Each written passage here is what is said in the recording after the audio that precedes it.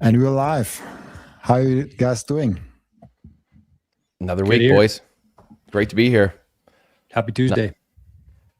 Lots to We talk were about. just we were just talking about AI and Bitcoin when Forrest and I joined Forrest, because I now also am fully in the hype of OpenClaw, especially when I realized this guy comes from my neighborhood.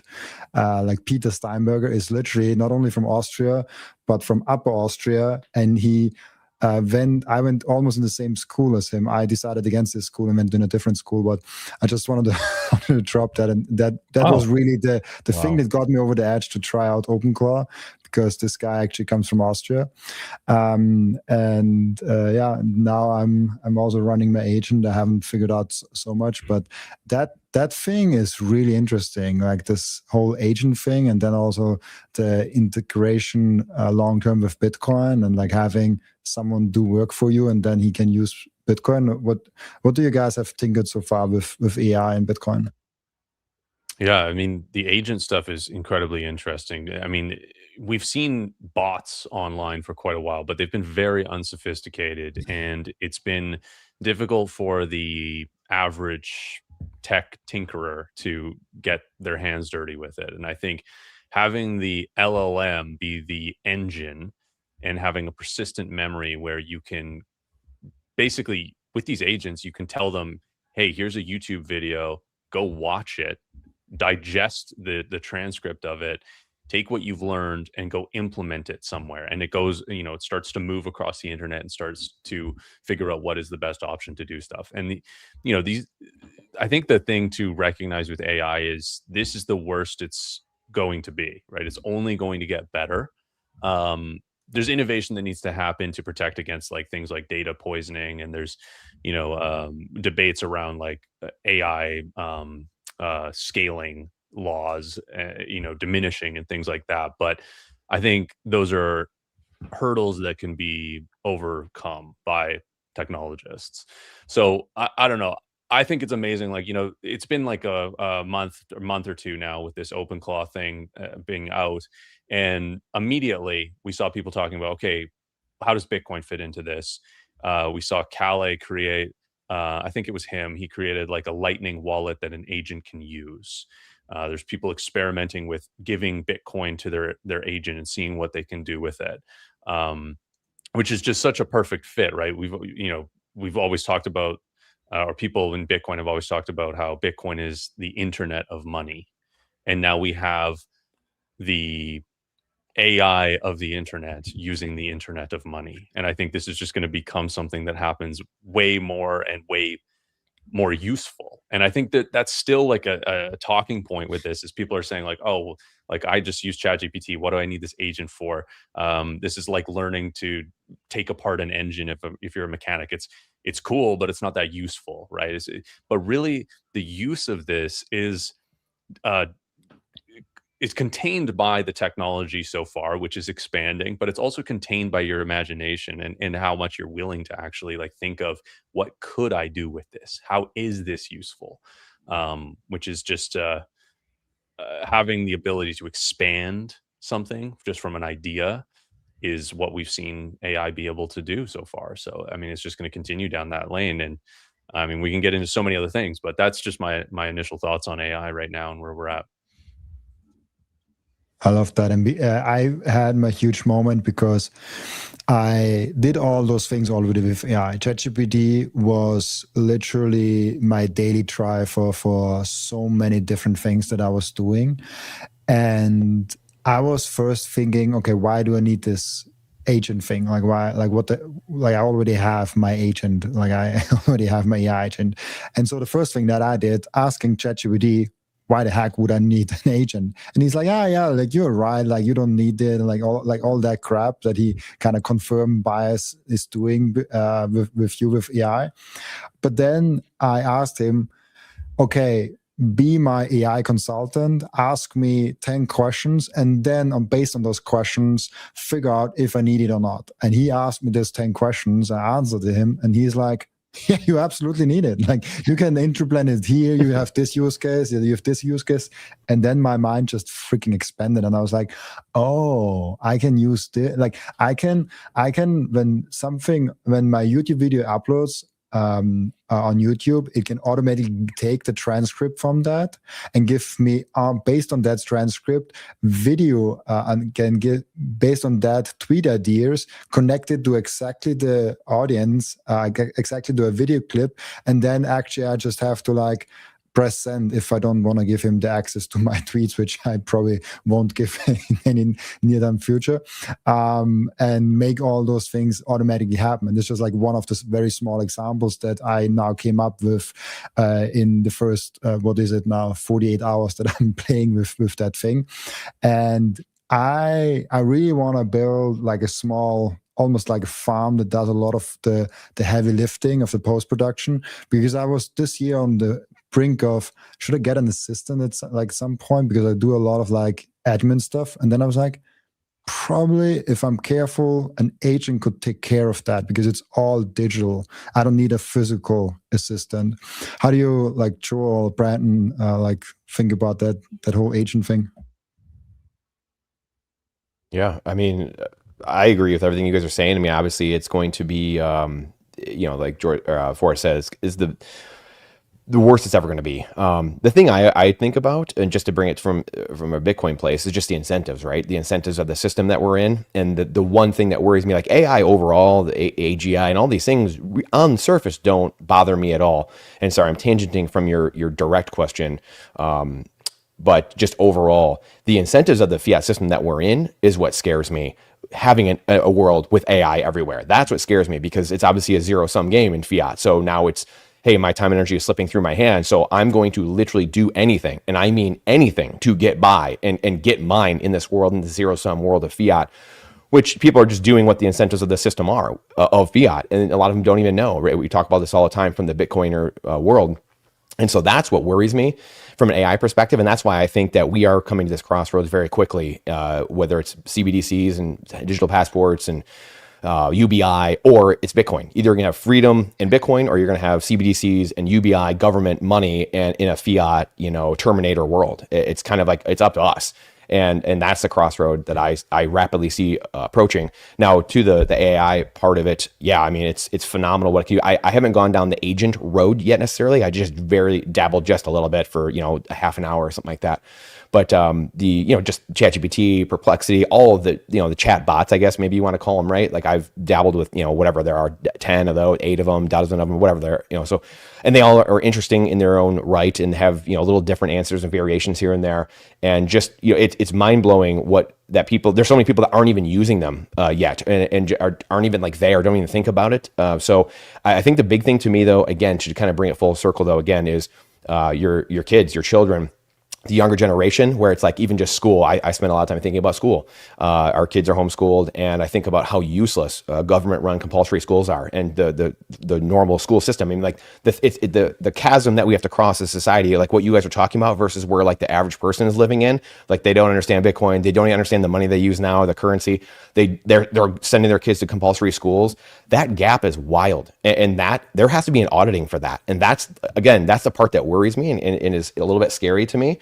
I have faith overall in the whole system, so I think it's going to work out fine. However, there's going to be some cataclysmic moments, black swans, civil unrest. There's going to be some wild times to close this gap. And people talk about a wealth inequality gap, but there's really just like an education, a technology gap that humans are living in right now that is wildly, wildly diverging.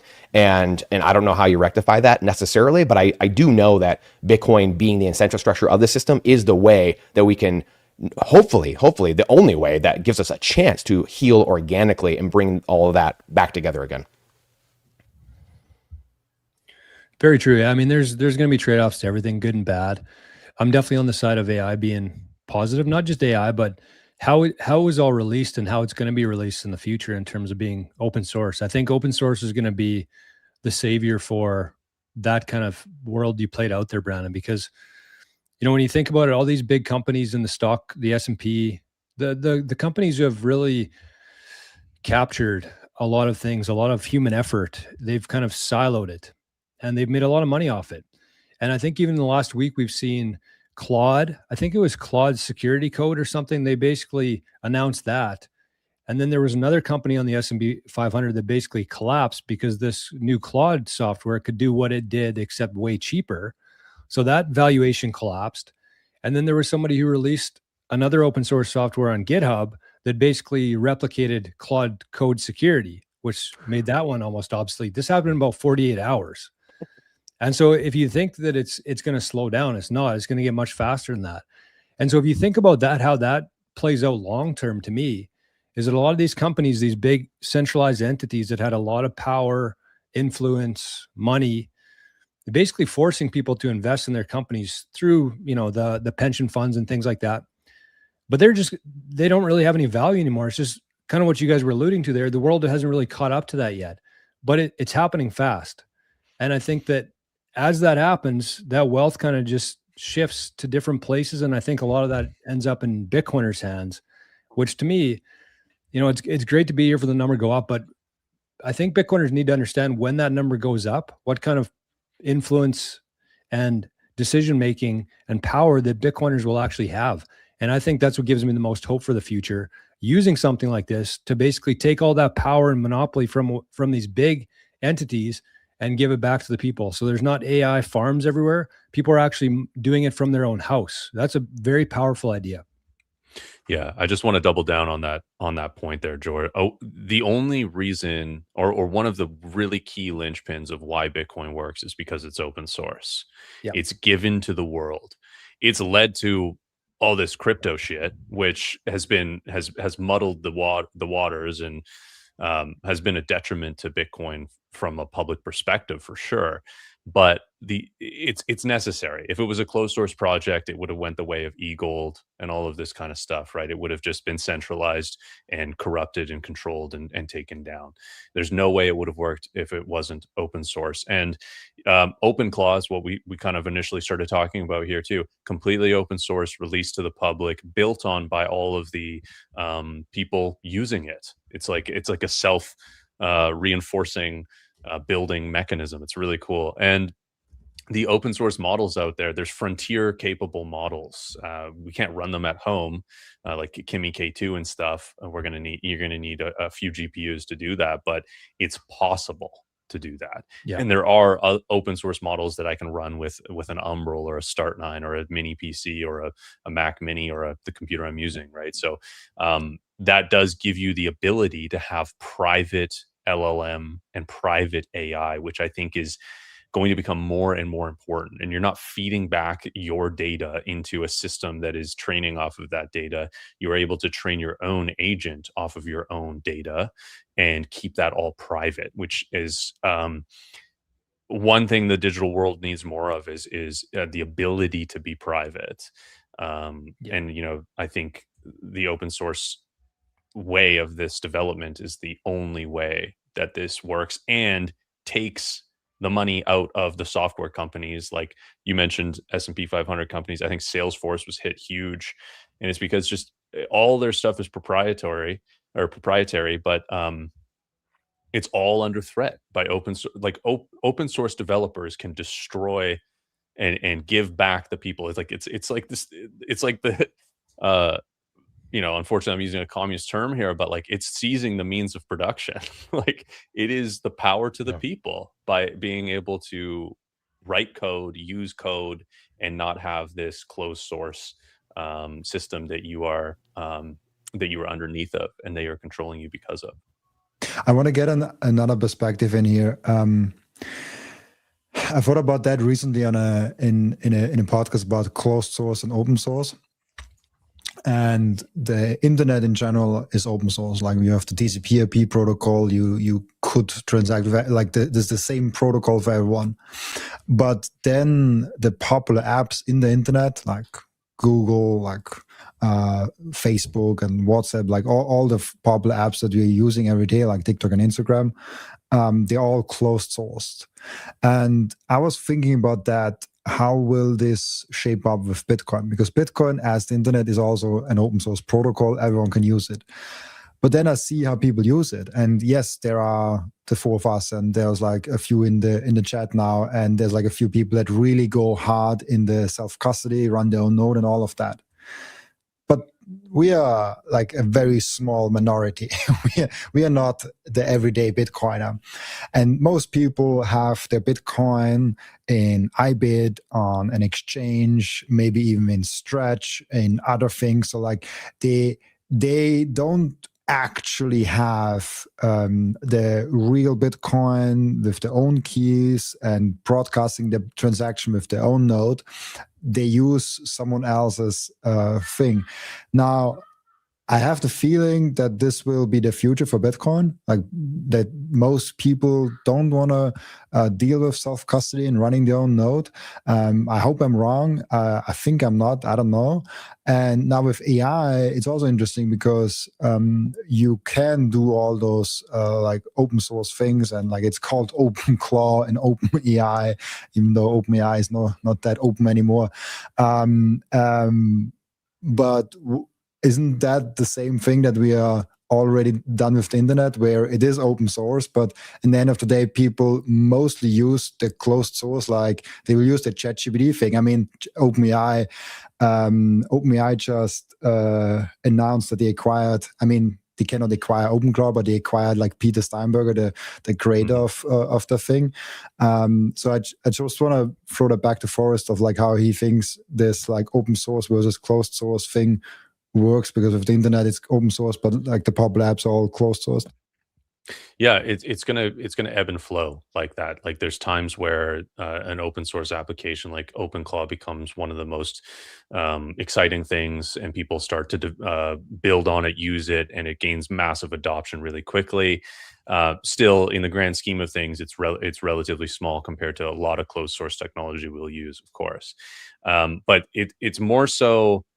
It's kind of like with Bitcoin, where not everybody's going to take self-custody, but you have the ability to take self-custody that actually gives it part of its power, part of its revolutionary power. It is a bearer asset, after all. It's kind of like that with open source. Open source technology is that checks and balance. If the closed source options become too expensive, too useless, too bloated, too crappy, you have that option of going to the open source alternative, which is going to be free. Might take a little bit more effort to set up or something if it's not developed as well, but it's going to be better. Like, and oftentimes, like these sort of closed source systems, they start to degrade because the experience becomes worse. It's like Chrome, the Chrome browser. Brave is starting to take over because it's an open source alternative that, I mean, the fiat minded can just say, hey, I don't have YouTube ads. Awesome. I'm downloading this browser. I'm going to use it instead. It's complete, but it's also giving them tons of privacy. It's open source, and it's moving them away from the Google ecosystem. And that model of paying for things on the internet through advertising, which is totally disruptive as well by not doing that, which is interesting. But yeah, so it's really about experience. And you can look at torrenting as well. Basically, torrenting only became popular because the experience was better, not because it was cheaper or free or anything like that. It was because you had to go to, you basically had to pay so much to get cable. You couldn't get the shows you wanted.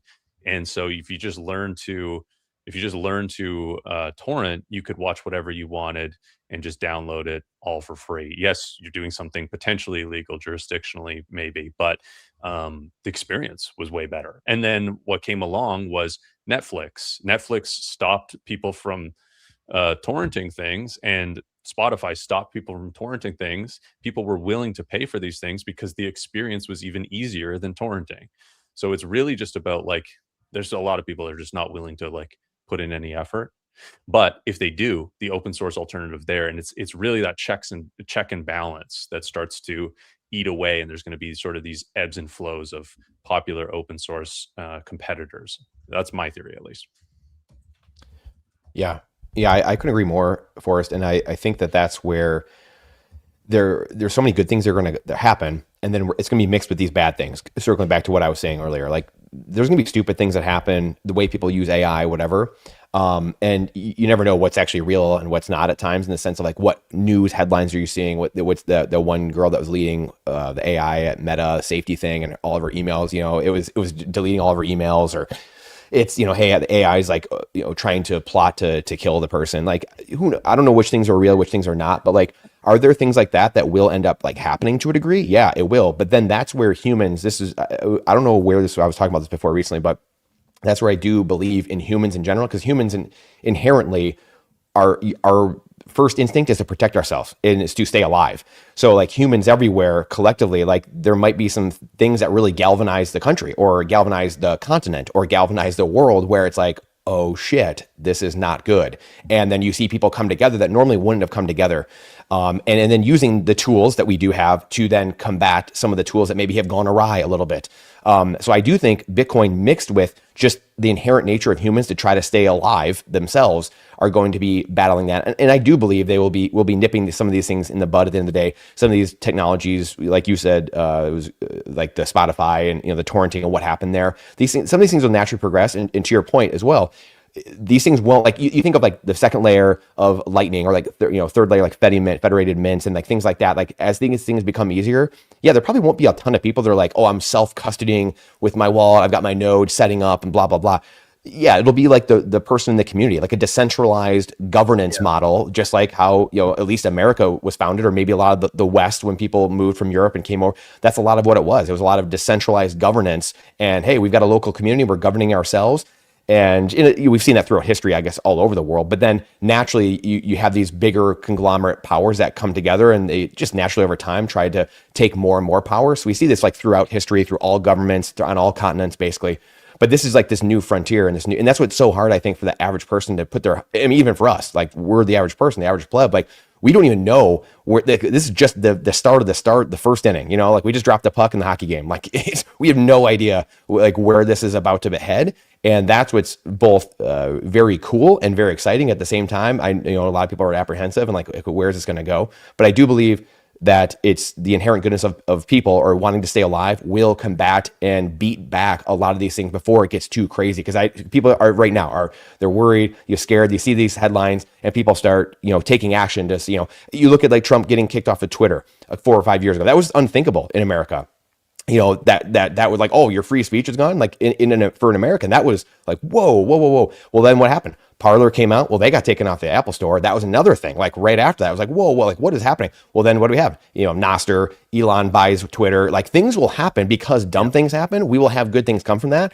And as a Bitcoiner, like a lot of us want to sit here a lot of times, I think, and I know I'm probably guiltiest of it. We know bad shit is coming, and I want to not have that happen. Like you want those things to not happen, but at the end of the day, like life is life, and like we are humans, and we got to touch the stove, and that's how we learn. So it's like, hey, how do we best protect from when we do touch the stove? How do we minimize that pain, I guess? I love that. I was thinking about, because Brandon, I think, said it in the end of the last week, that we want to incorporate some of the comments, react to some of the things that are said in the comments, which is really hard, because like there's the flow of the conversation, and then like the comments. But I think after like now we're here like 20-25 minutes already, I think we can maybe get some of the comments in. And I saw one which I think is which I think represents a lot of the people that currently are in Bitcoin, which is this one from Bar Quest. And he said, my mood swings with Bitcoin price. How do I stop being so emotionally affected by it? And he also later on sent one more saying, I'm still confident, but I want to handle the drawdowns better. And I just preface that before I give it to you guys with, I think we all have it to a certain degree, and the longer you have it, the longer you are in Bitcoin, the less you have it. So I think the first thing to realize, it's kind of normal to feel that way.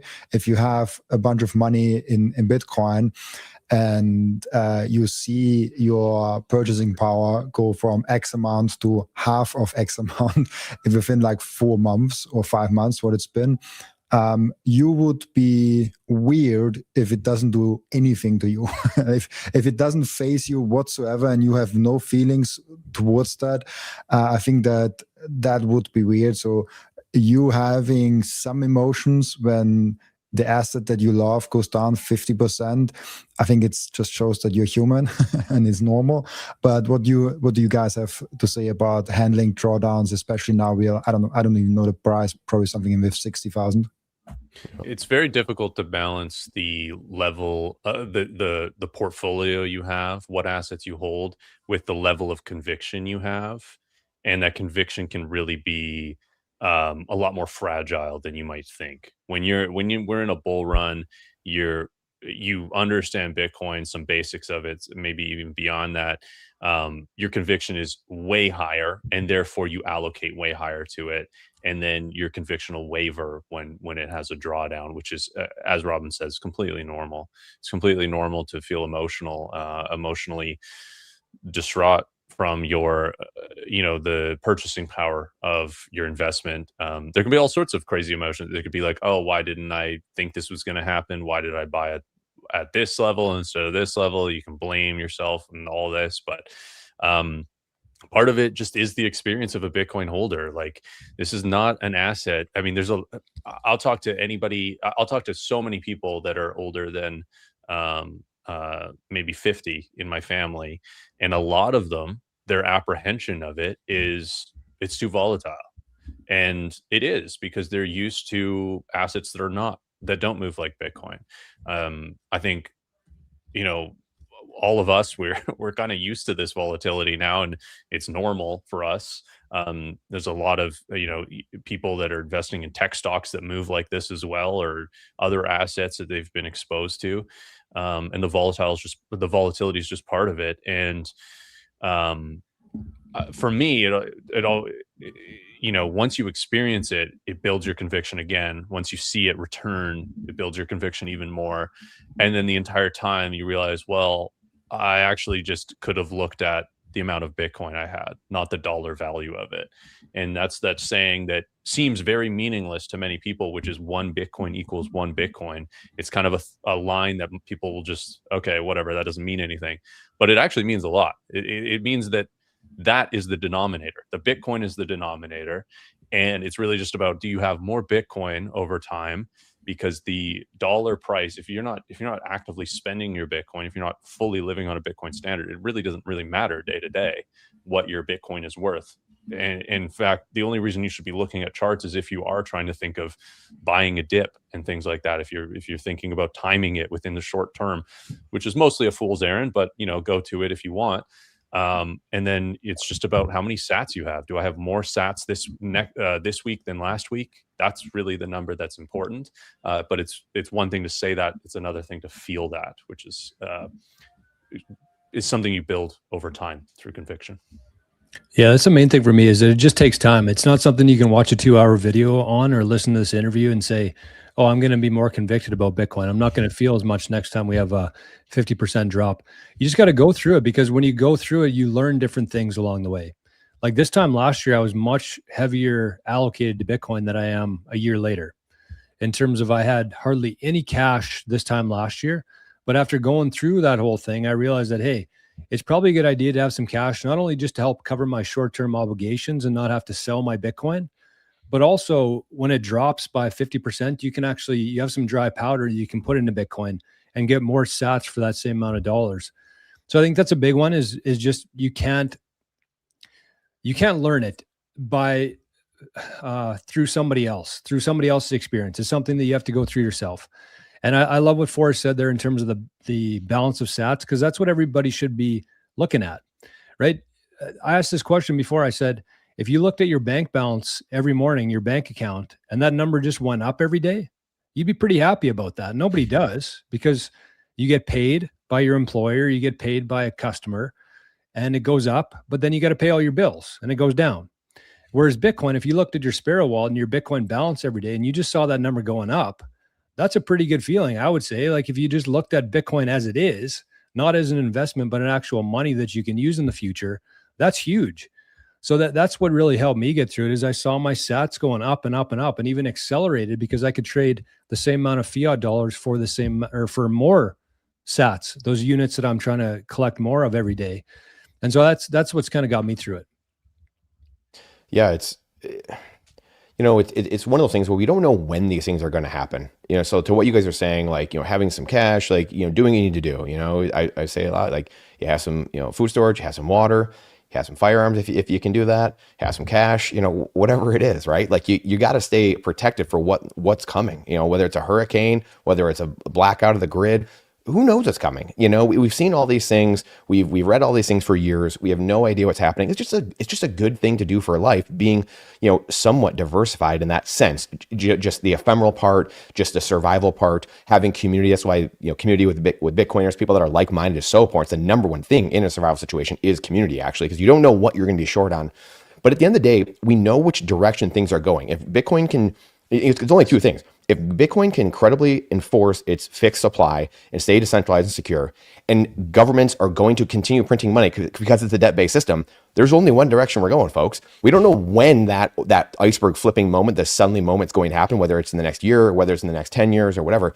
But it's coming, and that's all you need to know. So you need to, and that's what we do here every day. We're all trying to figure out, like, okay, when do we think it's happening? In a sense, it's like, your conviction, hodling, to get your education, stay convicted, get reconvicted again when you have these drawdowns, whatever it might be. But we know what direction things are going. You know, the US dollar is the Titanic. The world reserve currency is going down. It's already struck the iceberg. Voting for a new captain is like voting for a new president. Trying to shuffle deck chairs is like trying to get in all these other asset classes and like, oh, I'm going to go be, I was real estate investor guy for 10 years. I was gold and silver guy 15 years ago.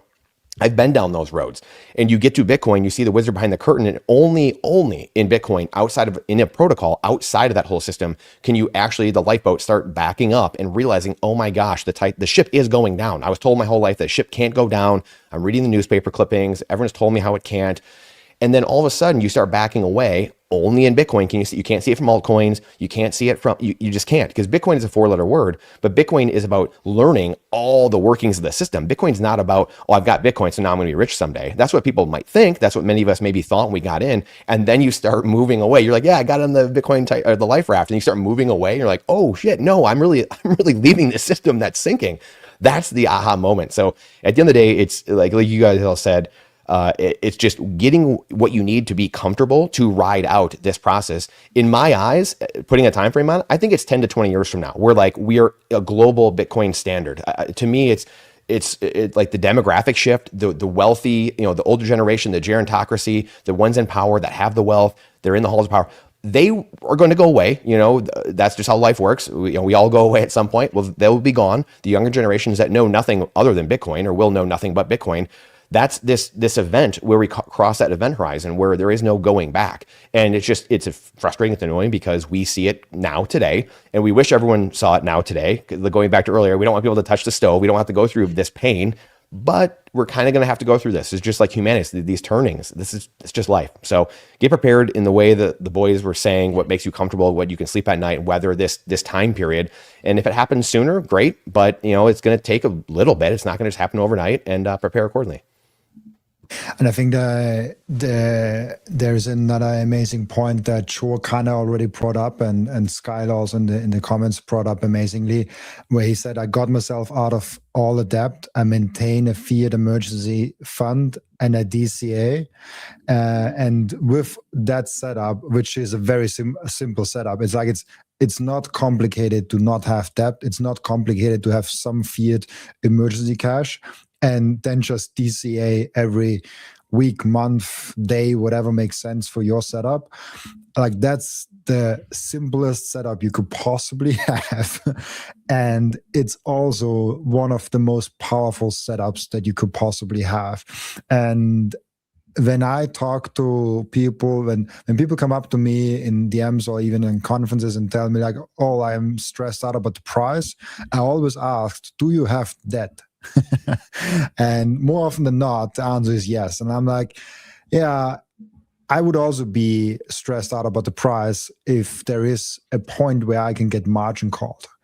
And Yeah. then they're like, oh, but I want to do the Sailor strategy. I'm like, you're not doing the Sailor strategy. Sailor cannot get margin called. You can go at margin Right. called. Sailor can't. Sailor is fine with a $5,000, $10,000 Bitcoin price. He just like gobbles up those Bitcoin cheaply. But like you will get margin called, and then Bitcoin has a hockey stick moment to 300K, and you sold all your Bitcoin because you had to at like 10K because you got liquidated.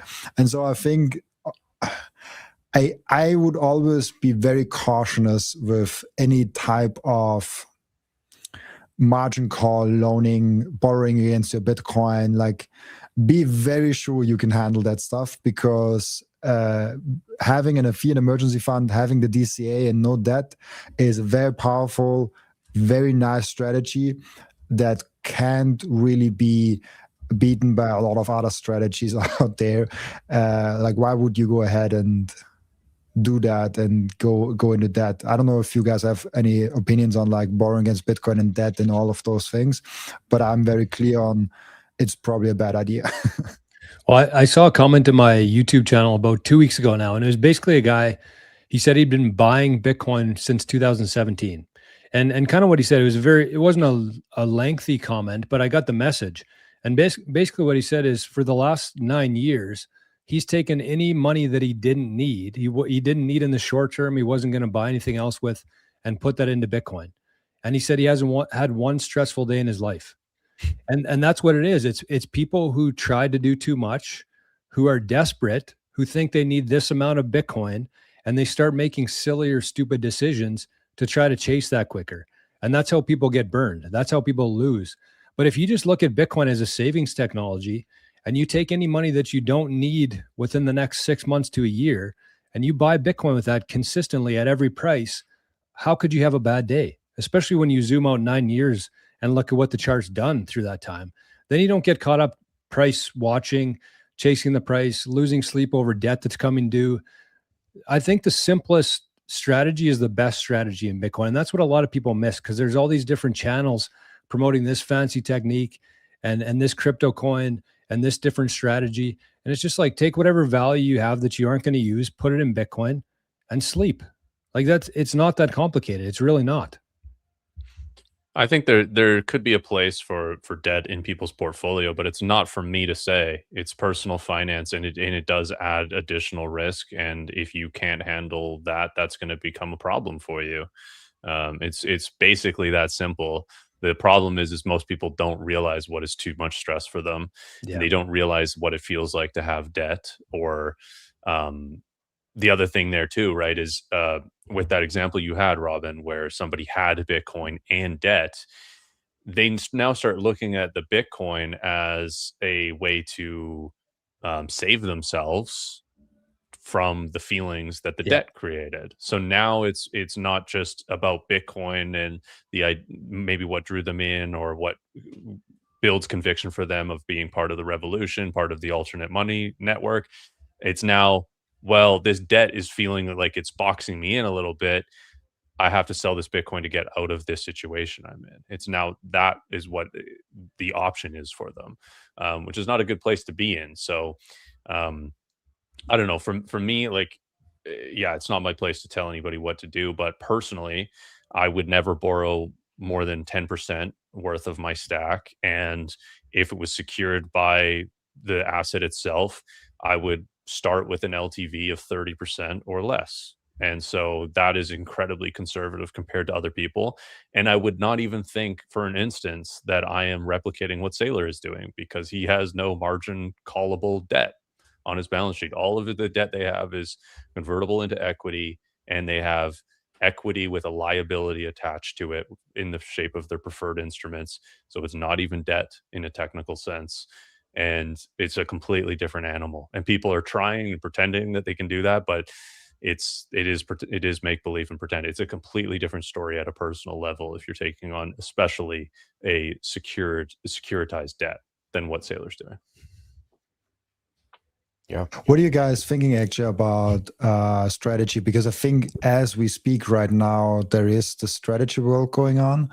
I'm not sure, is it today or tomorrow? I think I could be wrong, but I think it's today. I think it's today.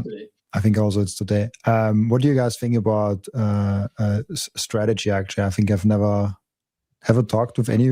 I think with Joe I've talked about strategy briefly. Yeah, I mean, I think that they will become a Bitcoin bank. I know Saylor said like, oh, we're not going to be that. We don't want to be that. But I mean, it's just at some point, I think it's going to become, you're almost stupid if you don't. You don't tell your enemies. Your game plan. Exactly. It's the art of war. I mean, it's a Sun Tzu art of war stuff. I mean, you don't. Game theory does. What do you define as Bitcoin bank? Just a place where people can do things like this, where they can go lend against their Bitcoin, do things that you're doing in a regular bank in essence. And then I saw some people in the chat talking about ETFs, paper Bitcoin, things of that nature. And so I think strategy will eventually become that. The far off 6102 conspiracy side is that, the US could just say, hey, guess what, Saylor? Those are our coins now. And he's a US company. And so until he's not a US company, they have, he's probably going to play their game, just like Brian Armstrong said with Coinbase. Like 5 years ago, he was like, hey guys, just FYI, like put yourself in self-custody, which is the thing that someone did say in the chat that roots out all of the paper stuff. The more Bitcoin that's in self-custody, the less these games can be played. And so you have a couple things going on here. The strategy part is, could that happen? Yes. And so that's like one of these tail risks. These are things you have to think through and think about. I think strategy will become probably the wealthiest company in the world, or right up there, the top couple, depending on what NVIDIA or, Tesla, what's going on there maybe. But, he's going to do that. But then, outside of that, I forgot where I was going with it now. I don't even know where I was going with that. But anyway, strategy. Sorry, say it again. I just said that happens to me on a daily basis. Yeah. Anyway, the bank. I think he's going to go that direction with it, and he's going to be, Hal Finney talked about this. That was one of the other things I was going to bring up too, right? Hal Finney talked about this, and we're in a world where I know what I was going to say. So you have this world where you can't have capitalism without capital. Right now, it's a debt-based system, so you don't have capitalism. And I know I sound like a communist here, like, oh, we haven't tried communism the right way before. Well, unfortunately, you can't do communism with human beings. You could do it with maybe AI or maybe robots because they're all the same theoretically or technically speaking or whatever. But capitalism is the best system we've found for human beings. But you cannot have capitalism built on top of a faulty currency, a faulty foundation. And that's what we have. And I've talked to so many people that are like MBAs or whatever, and they're like, well, I mean, inflation is a part of capitalism and like the dollar and all that stuff. But what we miss, obviously, is the input of the system, the dollar, the accounting mechanism is broken. And so everyone goes to school or is in school, government-run schools, and they're not taught, they never ask the first question, what is money? And what are we using to account for all of these things we're learning in school? And they just go to step one or step two, and they never ask the first question. And so we have an economic system built on a faulty foundation. So of course it's going to collapse and then just dissolve into the quicksand. And everyone looks around and it's like, well, we need Mondami. We need a socialist. We need, that's natural. Of course that would happen. Like that, you're dumb to think that wouldn't happen. And so once you have a bedrock of sound money, which we've seen gold and silver over the course of thousands of years, we've had civilizations run on sound money. Again, they're more local. It's hard you can't have a global economy on physical coins, as Gigi pointed out years ago. You have a ledger or physical coins. So you're going to have this world where if you want a global economy. So some might say, hey, Brian, I don't want a local economy. Okay, well then you go that way. We're going to have a local or a global economy. So we need a ledger that can't be effed with, and that's only Bitcoin. Bitcoin's the only obvious, credible answer to any of that. So this is where AI, going back full circle, will choose these things, etc. I'm going in many different directions. The other thing I want to say, though, really quick, is that the beauty of Bitcoin is the trade is the settlement, is the finality. Again, this goes back to the global ledger. If you're going to have a global ledger, you have to have finality. Otherwise, the in between there, when I purchase it to when when the transaction is final, that's where all the funny games happen. That's where all the shenanigans happen, the 3% chargebacks and the middlemen, the trusting, and all the paper claims and the ETF, whatever, the shenanigans, the banks, the credit cards.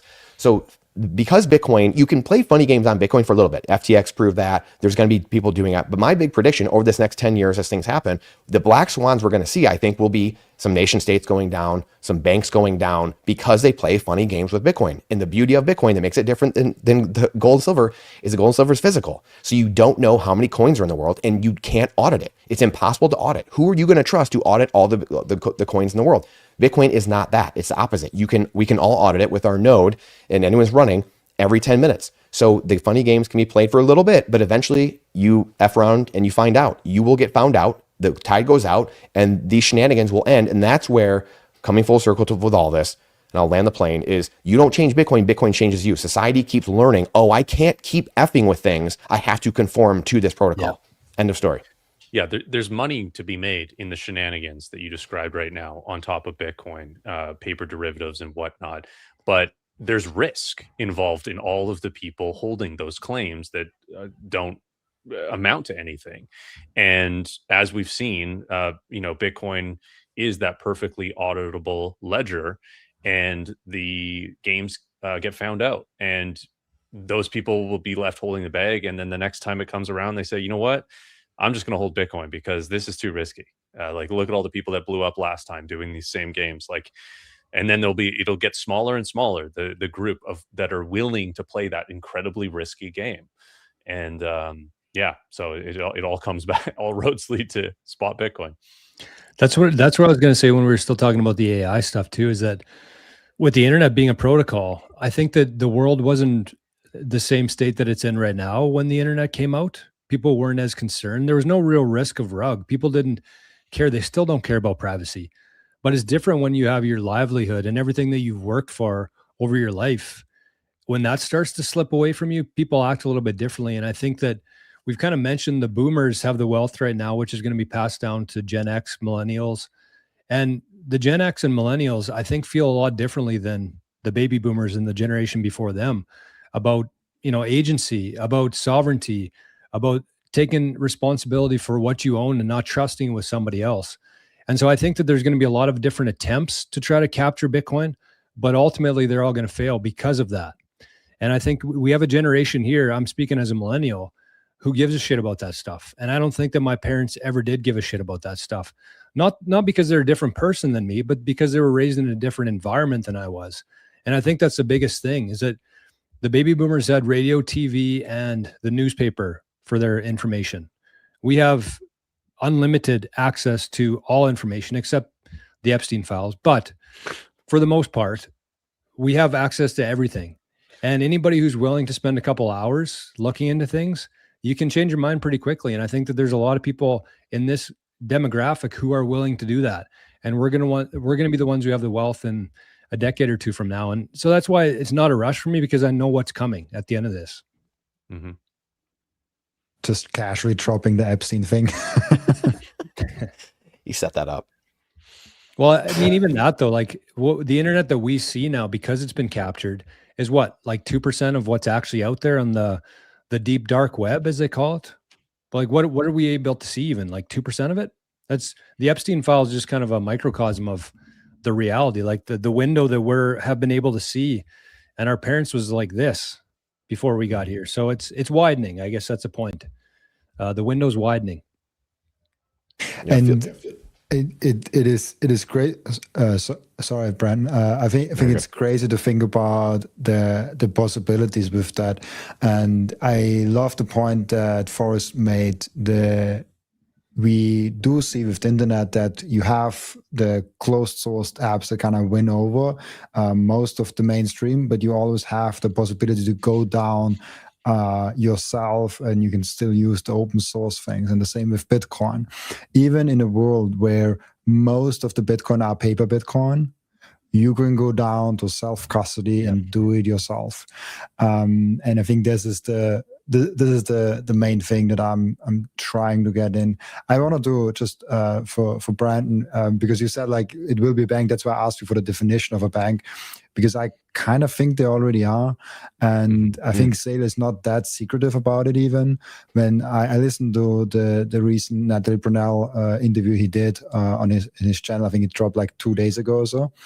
And they talked about Stretch, and he continuously said what Stretch is. And he's like, people want a savings account or bank account. I cannot remember which word he used. I think he used a bank account or a savings account, one of those two words. And he said they want a bank account that gives them 11% and has zero vol. And I'm like, okay, but you're providing that bank account, that savings account. So you are a bank. So he cannot really say that we're not a bank anymore. If he gives them a bank account that he calls himself a bank account, that gives them almost no volatility with 11% yield on top of that. So I don't know, like I think Strategy kind of already is a bank or a central bank or small central bank or private central bank, like whatever you want to call it. It's kind of a bank. Yeah, NASDAQ I listed agree. bank, not Yeah. NASDAQ listed central bank that issues its own products that people buy instead of currency, and they use those products to buy more Bitcoin. So I think they'll just continue to expand their product set to whatever they can use to speculatively attack the dollar and buy Bitcoin with. Does that mean they start opening up branches and we go to, the Strategy ATM, not just the common stock ATM, but like an actual automatic teller machine? I don't know if it leads all the way to what we traditionally know as a bank, but it has bank-like properties, as you said already, Robin, for sure. Agreed. Yeah, I totally agree with that. That's I like that because it's the sly roundabout way. So that's what it is. I was thinking more in the technical definition of like just the legacy world of like when are people going to accept it, or like, oh yeah, we are a bank now. But yeah, no, you guys are spot on. I was even thinking about they have all those engineers. They have an app, but they could literally make an app where you can have a bank account, where you can have like all those things. I don't think it makes sense for them right now. I don't know if it makes sense down the line, but it would be so easy, I think, for them to do such a thing if they want to do it. But at the same time, why would they do it? They don't have any incentive currently to do that, because we already have all our brokerage accounts where you can buy Stretch or like Stream in Europe, and all of those things. So like you don't need to develop any of those things. I think it helps them de-risk by just focusing on releasing these core products as well. And then like, they talked about pretty early on, like Stretch could be tokenized, right? But we're not going to be the ones that do it. But now there's these other businesses that are now tied into the well-being of MSTR. So if any regulatory kind of pressure comes at MSTR, it now doesn't just affect this centralized company that's monopolized all of this.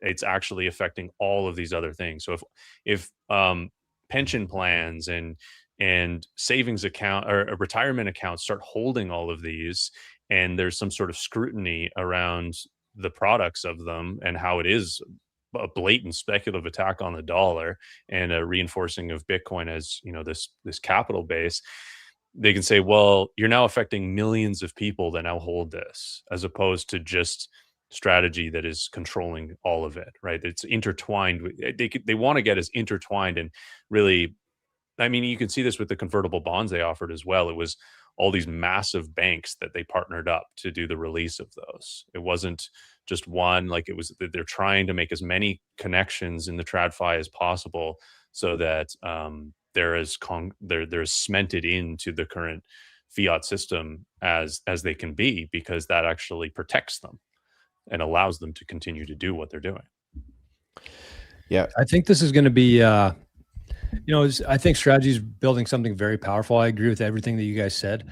I think the main thing for me, though, is that people need to realize that we're moving from centralization to decentralization. The world's fracturing. We're moving away from the fiat, the Titanic. It's funny that we use the Titanic as an analogy there, because it's kind of what created the whole fiat system, if you think about it, the Titanic.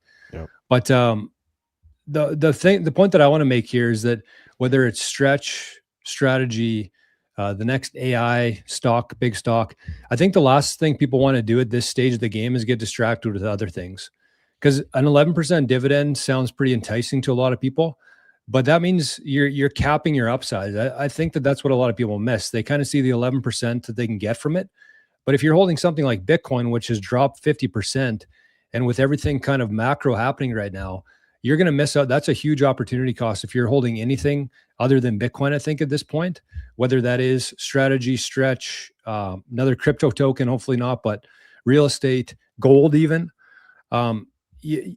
products like that, even though they guarantee something, and it makes a lot of sense for some people, but if you're younger and if you have a long runway here, I don't think there's a better place to be than Bitcoin and self-custody, because I think that part of that fractionalization that's happening in the fiat system is that we're going to see the difference between real assets and fake assets. And even though strategies and Saylor's assets are tied to something real, it's still kind of reliant on that system to function properly. And so I just don't trust it in myself. I would rather hold Bitcoin if I had cash. I'm not looking at anything other than Bitcoin and self-custody. And I think we've seen in the past, it's been, crypto tokens, it's been treasury companies. Now it's kind of AI that everybody's excited about. But if you just would have held Bitcoin in self-custody, nobody would have messed with you. And you're doing pretty good over the last, 10 years of it through all these distractions. So that'd kind of be my message, is just focus on one thing, get Bitcoin, take self-custody of it. The more Bitcoin we can get into self-custody of people like us, I think the better the future is going to be for us, and the less manipulation they can play with this Bitcoin. Yeah, and that's why I was showing briefly this comment, because you nailed it. Like it's kind of like becoming your own central bank, becoming your own banker. I wonder though how many. I think it's pretty niche, and I think it's we are in a very small. I don't want to say elite group, but I don't have any other word for that right now. But in a small group of people that care about their own sovereignty, they care about who holds their money, and we don't trust anyone. We take it ourselves in our hands. I don't think this is like 50% of population. I think it's more like 10. Maybe 2%, maybe 7%. I don't know what the percentage is. People like us? Yeah, I think people that like 0.0002% probably. Currently. There's a debate. Yeah. Are we so crazy? I like this debate. Well, I mean, we're self-proclaimed elites here, Robin. So yeah, I think it's a pretty small group. But the thing is, now that's interesting. Currently, I would say yes, maybe. But then to Robin, to your point, I think there are 5, 7, 10% of humans out there that really are this. I would say that'd be my guess. Yeah, like what is if Bitcoin is the most dominant asset and it's like everyone has it, how many people use it in self-custody on the main layer, or like at least on Lightning or something like that? Very few. But if it ends up being so important, as we're saying, to have self-custody Bitcoin, and it pushes you into some sort of elite status financially or otherwise, it's not that hard to do, and it's getting easier and easier to do. So even though it seems like it's going to be sort of this small subsection of people that will do this, if there's such a benefit to having done it, it incentivizes people to do it. So I think people will have to move out of their comfort zone and learn how to self-custody and learn what a seed phrase is and stuff like that, if they want, because they'll just see what the benefit of it is. They'll see that their neighbor that's a Bitcoiner is able to go on vacation whenever they want. And it's that I love the movie Office Space, and the main character, his dream is to do nothing, right? And it's not that and that's everybody's dream. It's not to do nothing, but be able to do nothing, right? Not answer to nobody into the office. Yeah. And that's what Bitcoin allows you to do in self-custody, is it gives you your power back. It's that perfect battery that stores your time and energy. So I think as more and more people will see this over time, hey, what did you do differently? Oh, I have a cold card with a Sparrow, and I bought Bitcoin and I hold it in self-custody. Oh, can you teach me how to do that? Or how do I do that? And you watch a couple of videos and you're good. I think more and more people will just have to learn. Anyway, I gotta run, guys. Great conversation, but I gotta go. So Great I'm gonna stuff. drop off. Okay, thanks, Forrest. See you, buddy. Yeah, this is amazing, because we talking about the intersection of like AI and Bitcoin, and I think the most important one. Oh gosh, I'm like not centralized now at all. The most important of that all is kind of being focused on the sovereignty and the individual, and I think a lot about how the individual that has now the knowledge of AI, knowledge of where the fiat system is going, knowledge of what Bitcoin is doing. How can we best make sure to benefit from that, so that if our sons, our great sons, like how is it called, like the son of the sun, in like 40 years, 50 years, is asking us like, what did you do when this all started with ChatGPT and Bitcoin and all those things? How can we make sure right now to best manifest that world? And like I try to do my best, but like it's a difficult question of like, how can you capture that the best way to actually benefit your family and your bloodline coming after you? Sorry, Brandon, go ahead. No, I was going to say really quick that it's buying Bitcoin. Like if the AI stuff's too much for you, it's buying Bitcoin, which is going to be the monetary layer of all this. So to me, that's the answer. And then self-custody, like you guys said a minute ago, and away you go. Take it away, Jor. That's exactly what I was going to say, because I just think that people are going to get caught up chasing things, trying to chase gains. And I think that if you look out in the future and you see that the costs of everything is going to come down, everything is going to be free or very close to free, then I'd say, number one, thank yourself for being here right now. Like, smile, enjoy yourself. I really think that there's a lot of Bitcoiners who they think a small stack right now, but it's going to be worth a fortune in the not so distant future. And they're just caught up in chasing what's next and trying to grow their number without actually focusing on like the fundamentals of things. And so I think, like Brandon said, the best thing you can do, in my opinion, is just buy Bitcoin, because when you consider all the things that's happening right now, we started with AI agents. What are they going to be using for money? So you think about the demand, like the adoption of Bitcoin, we think in human terms.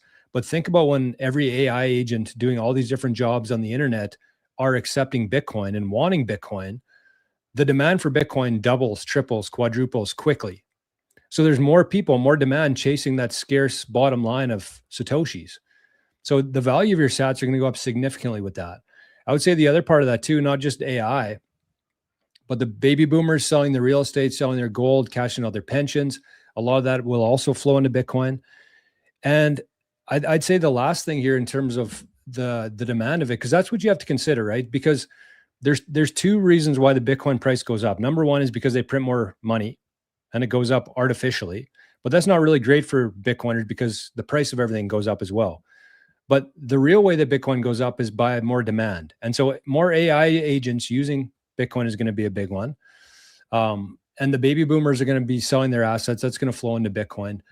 And there was one more thing that I had there, but overall, I think the best way to protect yourself is just to get Bitcoin, because think about the value of all those sats that you have going up as the use case, as the demand grows for it.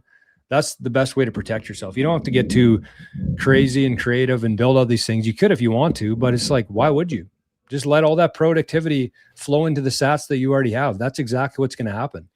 Is we have the ability now, thanks to things like OpenClaw, where somebody out there in the world can turn their idea into something in a day, which used to take a year, 2 years, a bunch of money to do. But we can do it at the snap of our fingers now. And that's a pretty powerful thing. And all that productivity and energy is all going to flow into the Bitcoin network. And anybody who's here now holding these scarce units is going to be a beneficiary of that. It's pretty powerful.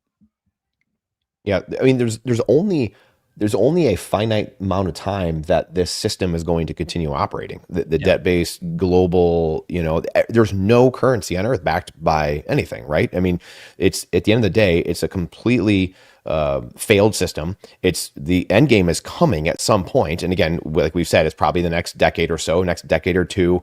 I know Stephen Paranod, you've had him on Robin a few times. I just talked to him recently.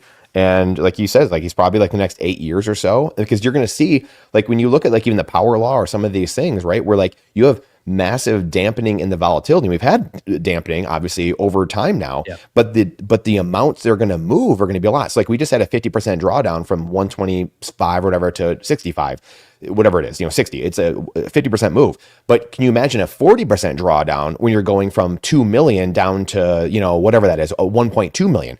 You're going down 800,000. We went down 60,000 just now. Well, imagine going down 800,000, but that's actually less volatility move from one than it was from 126 down to 60. So that's where he's like, yeah, we're gonna have, you know, insurance companies, the banks, the legacy, like these legacy companies trying to get in then, because the volatility is at a point where now it makes sense. Now they're comfortable. It makes, you know, it's just better. But the movements, the price, the nominal price will be massive, and that's really in no short order. That's not 80 years from now. That's 8 years from now.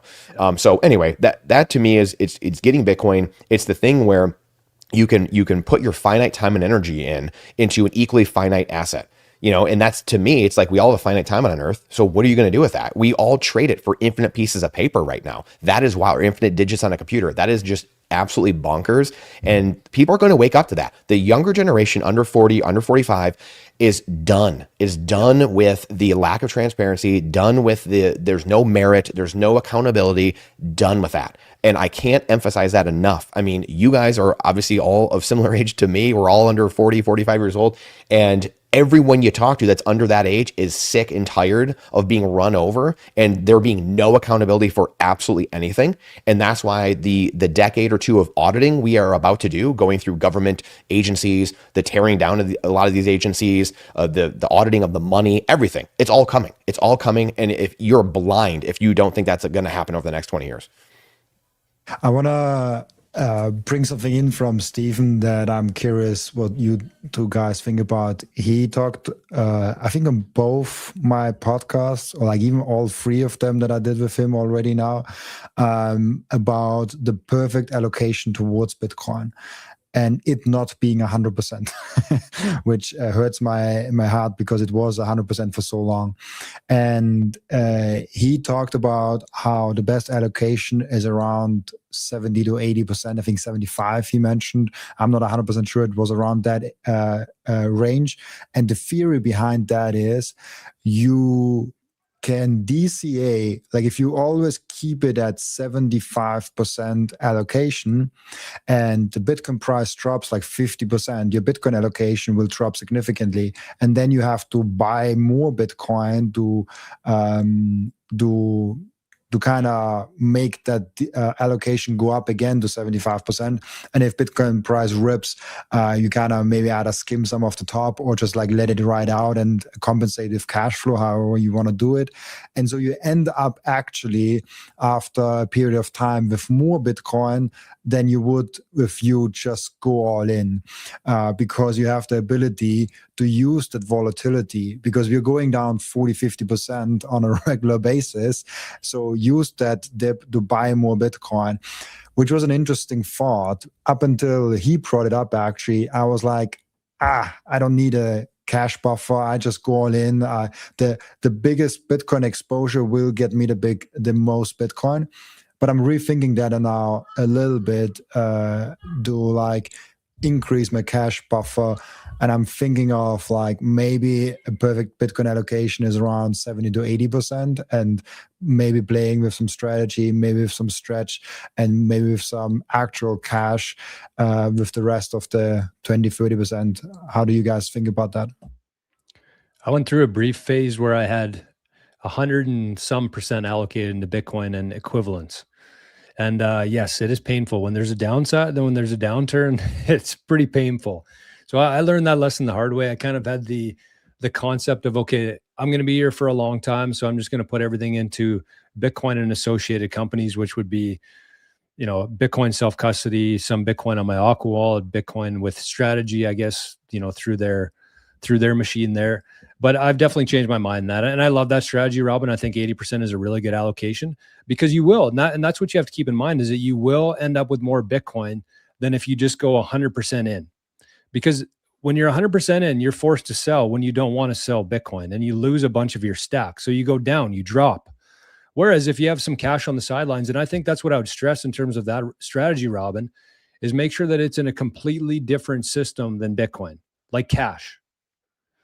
Because if you have some in Bitcoin and some in strategy and some in stretch, and Bitcoin goes down, all of your investments go down. And so you don't really maintain that stability that you're looking for, that you can pump back into Bitcoin. So I think that's a good strategy in terms of 80-20, like 80% Bitcoin, 20% cash. But it also depends, because everybody has different obligations coming up, and, you know, cars, houses, weddings, babies. So I don't think there's a perfect answer. I just think it is very important for people, if this is your first time in Bitcoin, going through the cycles here, the ups and downs, is to keep some cash. And that was a mistake that I've made in the past, and learn from it. But that's the time in Bitcoin. It's not just the purchasing power, but you gain a lot of knowledge and insights just by going through this stuff. Yeah, and we talked about this earlier as well. Sorry, Robin. To say we talked about this earlier a little bit, but it's, the firearm thing, right? Like, food storage, all these different things. Like, that's, 100% of me is not in Bitcoin, right? You have other things, I have a house, there's other stuff, I have a few rental properties still. I offloaded a lot over the last number of years, but for taxes, you're trying to juggle all these things. So, like, these things happen. So you get anywhere from 50, 70, 80% might be in Bitcoin. And obviously, the last handful of years, those numbers have really jumped over time. You keep stacking, the numbers go up. But I'm not over here rebalancing my portfolio. And I don't think you guys are saying that either necessarily. It's just like, hey, I have a little bit of my life over here that's in the fiat system because I don't have all day, everyone's got different things. Like you said, I have 4 kids, we homeschool them, like, we're doing things. Like, I don't have all day to sit here and manage my finances like I'm a hedge fund manager. However, that's the point. That's the beauty of Bitcoin. You can have this stack of Bitcoin, you keep saving like it's savings, and it's the thing that no one can censor, take away, freeze, and inflate away from you. And that's your savings. That's what you live your life. So again, it might be 1% for some person, just getting on board and just dipping their toes in, or maybe it's 10%, maybe it's 50%, whatever that is. But that goes back to this comfort in being here, because it's not going to be something where, like, oh, this happens tomorrow, as much as we want it to be. It's going to play out over the coming years here. And so you have to be there. You just have to be there. Yeah. It's a marathon. You have to be there. You got to be in the game. I heard it's America. That's why I was smiling, but it's a marathon.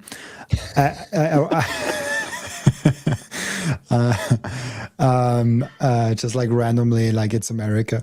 But I wanted to bring that in because it's an interesting thought, because obviously the drawdowns get less. If I don't know where the bottom with this drawdown is, I think now we are about 50% down, maybe 48, 49. I don't know the exact number. So we could fall more. We could also not fall more. If it stays with the 50% or like stays under 70%, then it was less than the previous big drawdowns of 70%, previously 80%. We had 90+% drawdowns. So the drawdowns get less and less, especially now with more and more institutional buyings. All of those things will actually end up having a dampening effect on the drawdowns, especially as also more people come in, the market cap gets bigger and all of that things. And now the question comes on the other side, of the flip side of that. What if Bitcoin hits kind of a supply shock and we don't have those dips anymore, and like the 20% dip is kind of rare? I personally don't think we are quite there yet. I'm also not sure if supply shock is something I truly believe in. It's more of like more people realizing that Bitcoin is really an amazing store of value.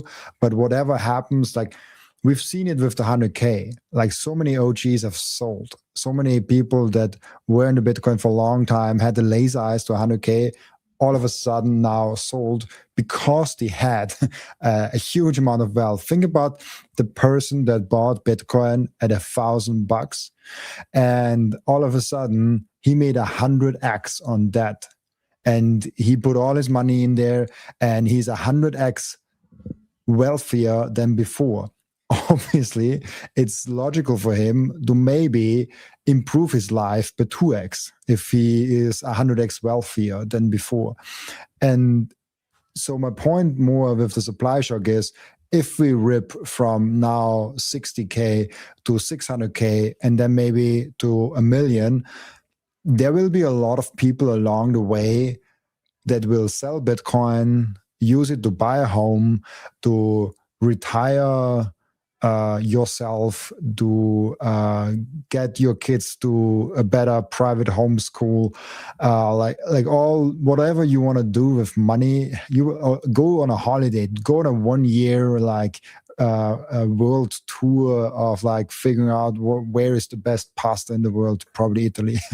As like whatever you want to do with your money in your life, if you get 100x wealthier, you're very incentivized to use some of the money. And so what I think will happen is if we get like an up run, we will hit some plateau where the buyers get a little bit exhausted and some of the sellers come back in because we just like got a huge run up.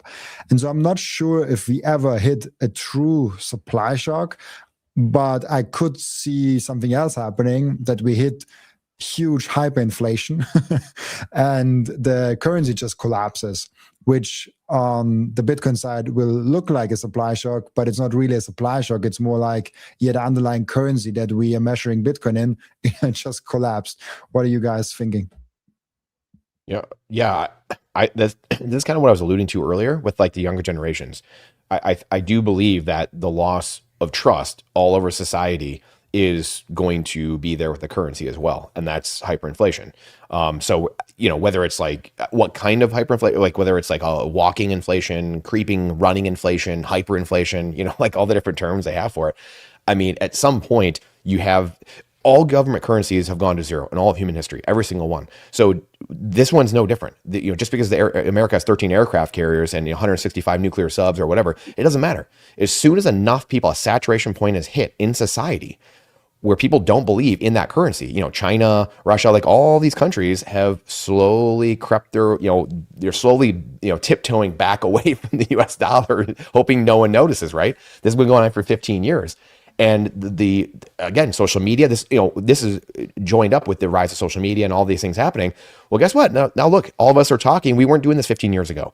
So now you have people spreading awareness about, hey, this currency is stealing from you. The currency is robbing you. Hey, the currency's got you on a hamster wheel. Hey, the currency is, the satanic pedophile cult, everywhere in the world. That's because of this currency. Like all these things that people are now talking about, that takes a while to come through the system. And it's, to me, the Stephen Paranod of the power law, and then it mixes with the demographic shift of the next 10 years, all these things are coming together to create this massive explosion. And then you have AI that's going to be at the same time with all of this. Bitcoin's going to have to account for that because it's the only finite money there is that can credibly enforce its supply to account for all of this. Elon Musk has talked about this too recently with there's going to be energy money.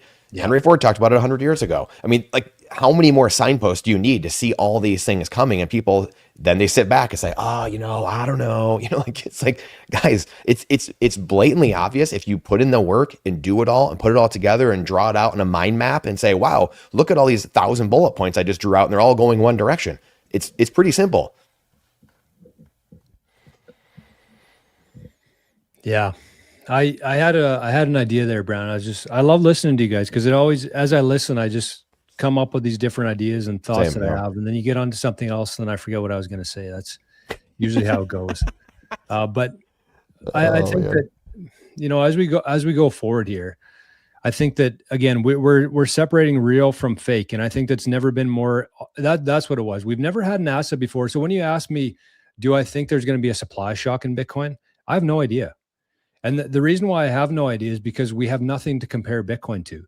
There's two important characteristics I think that Bitcoin has that set it apart from everything else and just demonstrate the fact that we really have no idea. So number one is the absolute scarcity. That's a pretty important one. Most people are aware of that. But we've also never had a measurement, a unit of account that was fully 100% transparent to everybody. So those two things alone, because you might say, well, gold's pretty scarce, but you also don't have a ledger of all the gold and who owns it. You don't have that. So I don't know, because Bitcoin is so unique in the sense that there's absolute scarcity and there's a transparent ledger that tracks everything. So if I were to bet, I would say that we will get some sort of supply shock in the future. I don't know what that looks like, but based on those two things, I would say that the answer is yes. Depending on how well the old system can mask it for a while and manipulate that, that's a different story. But I do think that those two things, absolute scarcity and a transparent ledger that tracks the units, that's different than anything we've ever had before. So I think we could. I just don't know what it looks like and when it happens. But it is totally unique. It's different than anything we've ever had before, which is pretty exciting. The other thing I was going to say really quick, and I forgot to say this too, and I couldn't agree more. Again, at some point, we're going along with the supply shock, hyperinflation, which is just, again, hyperinflation kind of is a 4-letter word too, right? But it's a loss of trust in the currency. So let's just maybe go with that. And that's speeding up, people losing trust. At some point, you only be able to work or mine Bitcoin to get Bitcoin. And that's, again, where the supply shock comes in. There's not going to be some exchange rate where like you're going to have, your currency is going to be worth nothing. At some point, who is going to accept the government currency? And this, again, this goes into this next 10, 20 years. Is some kid that's 10 years old, like my children, who know the difference between all the monies and currencies in the world, and this younger generation, and then Bitcoiners and teaching their kids, who out there 10, 20 years now is going to accept a government paper currency if it exists at that point? They're not. Newsflash, they are not going to. And so you will not be able to get Bitcoin unless you work for it. You provide a service, you're swinging a hammer, doing something, or you mine it. End of story. And so all these, like a lot of the arguments we have as Bitcoiners are moot. Not that we shouldn't have them, but they really are moot because a lot of these things are just going to get absolutely evaporated, just blown to smithereens, these arguments. And it's an open voluntary network. You think about that. It's open source code. We kind of talked about this in the beginning with AI. It's an open source code. All of us here are spending our time in it, defending it, marketing it, spreading it, building on it. I mean, think about that. What else in the world is there a monetary network that's doing that? Everywhere else, you are coerced. You have to, at the end of a barrel of a gun, to use that currency. Again, that is not going to last forever. People will try to do stuff, but the younger generation will not be putting up with that. Do we think that we're going to be moving toward or back to some government paper that just screwed everyone over? No, of course not. The open voluntary network is going to continue, Gresham's law, or maybe whatever you want to call it. They're going to continue going towards the open thing that's audited, it promotes merit and accountability and trust. End of story. I think this comment is very worth highlighting. He said, or she said, the only thing that is verifiably scarce is Bitcoin. Everything else is abundant, even gold. There is gold in the ocean, water. We just need the technology to extract it. And I think this is very true because everything else you could basically extract from the ocean. If there is some kind of thing like gold that gets a lot more valuable overnight, we have a bigger incentive to dig for it and to get it out of the ocean, out of planets, out of like flying to Mars and like figuring out where the gold is hiding there. So having this asset in a global connected world where we power ourselves with AI, with everyone that has access to that, with the internet that has all those amazing shows that explain all those things, there can be a moment in time where it just makes it where it's so obvious that a lot of people flock in and there's like a huge fear of missing out event. And then there's like the supply shock happening. I still have a hard time seeing it because of like the sellers, because of the normal market dynamics of people at some stages want to sell some and like take some profits and having that diversification nonsense in their head. But I don't know, like we don't know, but like it definitely could happen because we don't have anything to compare it to in the history. Like that's why I think Bitcoin podcasts are so interesting and so many people look at it, because we don't have a clear idea where it is actually going because we have nothing to compare it towards. And the comment there talked about the technology. When we get the technology, we can extract gold from the ocean. But here's the thing. Do we want to? Like, it's not just the technology being able to, but is there demand for it? There's gold in the mountains. There's gold in space. There's gold under the ocean, obviously. But there's not enough people who actually want gold. The central banks own the majority of the gold. What's it doing there? Just sitting there. You know how much of a waste that is? Why? And so when somebody's deciding whether they're going to allocate energy to mine gold underneath the ocean, or they allocate that energy to mine Bitcoin, there's a pretty clear-cut winner there, I think. And so all this energy, I think, will start being directed in terms of human labor, in terms of technology. A lot of this productivity, it all flows into Bitcoin. And I think that's kind of the theme today is that we got AI, we got Bitcoin, which in an abundant world, you have to have something that's scarce. And Bitcoin is the kind of thing that anchors it. I would be terrified of of what the world looks like in a decade from now if we didn't have something like Bitcoin. And that was the other thing too that I was going to mention there. I talked about the AI agents wanting Bitcoin. I think also the AI agents and spam and bots that are going to flood the internet. The other part of that too is people are going to have to actually verify that they're real. And what are they going to use for that on the internet? It's going to be Bitcoin. Why is it going to be Bitcoin? Because you can send fractions of a penny, and to do that, you don't have to pay $2 to leave a comment. You can leave 2 sats and leave your 2 sats literally, which the Lightning Network facilitates that.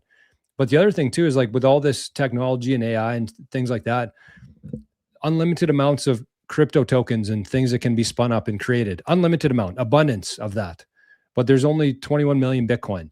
And so that's what's going to, I think, verify real in a fake internet. And that's going to be very valuable. So you think about those two things, AI agents and verifying that you're real on the internet. Think about the demand and the users who are going to be using Bitcoin on the internet. It's the currency of the internet. And we're seeing that. We're seeing why we needed a currency for the internet because of all this AI spam bullshit that's about to capture the internet. We need something to peg it back to physical reality. And that's exactly what Bitcoin is. I would just wanted to show this to you guys, but for some reason I couldn't figure out how to get Brandon back on the screen. I wonder what's going on there. There we go. Okay, here we are. Sorry, Brandon, for kicking you off the stage here. I wanted to show you guys this. This is rentahuman.ai. Did you guys see this already? Where an AI agent... I heard about it, I think. I've not seen it. Where an AI agent can rent a human. So you can connect your AI agent, and then there are humans that put some kind of like services out there. So you can get Margarine or so for like $30 an hour, and she does like real world human communication things. And so that is literally the last piece that is missing for a AI agent, because there are still things that agents can't do. And now they can just buy themselves this. And I think I saw that they're actually using, they can actually also accept and deal with Bitcoin on this platform. I haven't checked it, I haven't verified it, but it's really interesting when you think an AI agent having a wallet and using that wallet to do things in the real world, automate things, and they can do everything digitally and then give it kind of in the real world also kind something. So I have never really like done anything with that website, but I think 2-3 guests already brought it up, and I was like, that's wild. And I mean, it's kind of, we already saw that with Uber. I think Uber is already kind of a rent a human AI thing, because like Uber is kind of the AI and the Uber drivers are kind of the humans that Uber is renting for doing this stuff. So we're already seeing that a little bit, but I think this could absolutely like blow up in the future, where the humans are no longer the boss, but like an AI agent is the boss, or like human that runs an AI agent. What are you guys thinking? If you don't want to work for an AI, then I'd suggest getting some Bitcoin, because that's if you play out this world, that's what's going to happen, is that the AIs are going to be the new boss, and you're going to be working for them unless you have money already. And that's kind of what Brandon said there, is that the supply shock, it won't be something that necessarily happens overnight, but it comes in the form of people not accepting government issued paper anymore. And so when you either have to mine it or work for it, what do you think the work is going to be? It's going to be doing work for robots, for AIs, because AIs can do everything. They can do things in the digital world, but you still need people in the physical world. And so unless you want your AI to get you out of bed, maybe force you out of bed and put an alarm on your phone until you get out of bed, then you're going to need some. You just muted yourself for some reason. Muted. How about now? I hear you again. Yeah. Oh, wait. Yeah. I just said you're going to have to work for AI or get some Bitcoin. Then you can do what you want to. You can focus on creating things instead of answering to an AI. Imagine how bad that would be. People feel bad taking shit from their boss. Imagine taking shit from an AI agent. God, that'd be bad. we were in clown world. Yeah, and it's someone said here, humanoid robots too. I mean, eventually, again, you don't get your sats now. You don't trade your fiat worthless, cuck bucks in for Bitcoin now, and then you miss this next window. What? Then the humanoid robots are talking to AI agents, and then you're just SOL. You're on that UBI government CBDC, digital passport. You're gone. You're living out in the desert somewhere.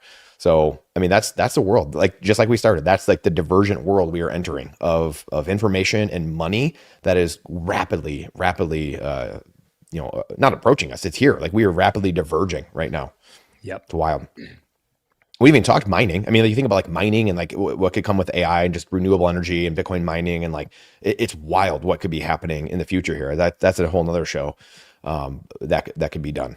So we got lots of weeks ahead. This is so freaking interesting. But yeah, we have to make a stop at some point because we could literally talk. We'll just keep like 2, 3, 4, 5 hours. And I think like 1.5, 2 hours max is kind of like a nice thing. And as we said last time around, we will make an own channel for that, so we can bring all the comment sections, because I'm trying to monitor everything a little bit, and it's really cool because they're like my comment section on my YouTube channel. There's from Brandon, the YouTube channel. There's from Joe, previously also from Forrest, and all those comment section kind of being split up. It takes out the fun of it, and so we want to create long-term a place where we all are, and also the comment section can live in like one place. And I think this will be really cool. And so like now for like about a month we will test it out, just see how you guys like it. So far I think we got really good feedback, and then after that we slowly move to our own channel where this format actually has their own place. So thank you guys for coming on again. Brandon, Joe, any famous last words? Nope. I'm just looking forward to next Tuesday already. This has been great, boys. BTC, be the change. Mastermind, we want to do this weekly. We want to do it at the same time so people can kind of build it into their schedules if they're interested in this kind of stuff. I like the fact that we're all in different parts of the world. I like the fact that we're all somewhat non-technical. I guess Forrest is kind of down a couple different rabbit holes, but I feel like we speak to the people pretty well here, and I think Bitcoin needs more of that, and so we are filling the demand for it. So thanks everybody for, I'm not going to wrap things up here, but I just want to say thanks to everybody in the chat for tuning in today and showing up and taking on the responsibility, because not an easy life. The lonely place here in Bitcoin. We want to do all we can to help people through their journey and feel like it's a big community. We're all kind of just friends here on Team Bitcoin, trying to be the change. Yeah, so true. Thanks everybody. Awesome chat. Awesome time, boys. Look forward to many, many more of these, and they're going to be needed because we're going through a wild, I don't even know, cataclysmic events, the fourth turnings, the cycles, everything coming together. And community, like we said earlier, is the number one thing in a survival situation. So having people that are like-minded around you going the same direction it could not be more apparent and needed than it is right now. So don't let the fiat world break your will, break your spirit. Get off the Titanic, get on the lifeboat. And we will be back next Tuesday. Bye-bye. Thanks, guys. Thanks, guys.